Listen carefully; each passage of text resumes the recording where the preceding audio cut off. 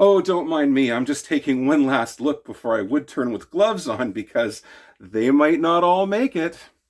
I see a lot of YouTubers wood turn with gloves on, and I don't want to criticize what other people do, particularly people that have a lot more years of experience than I do. I am going to say, though, I don't think it's safe and I don't think it's a good idea.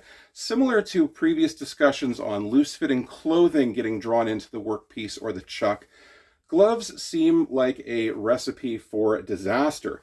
Now, there's no way that you're going to tear away or that a machine is going to tear away a piece of leather glove. So if it gets caught on your workpiece, if it gets caught in your chuck, your hands could go in between the tool rest and the spinning workpiece, between the tool rest and the chuck. Your best case scenario is you might make it out with some bad abrasions. You could break a digit. Maybe in an extreme case, you might lose a digit. Let me show you what it might look like if you had a glove get caught in your chuck.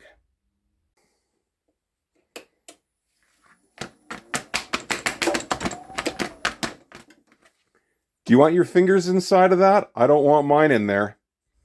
A good rule of thumb, if you want to keep your thumbs, is to avoid using gloves with any machine or power tool where your hands might come in contact with a spinning workpiece, a spinning blade, or some other piece in motion.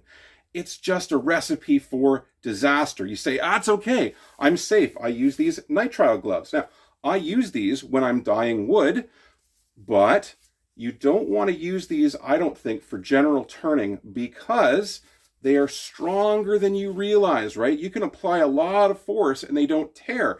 And if your hands happen to be close to the tool rest, as they often are when you're wood turning, and these get caught on the workpiece, on the chuck, they could just be enough to draw your fingers down in between the workpiece and the tool rest, and you're having a bad day. So always, always, always, even with nitrile gloves, use extreme caution.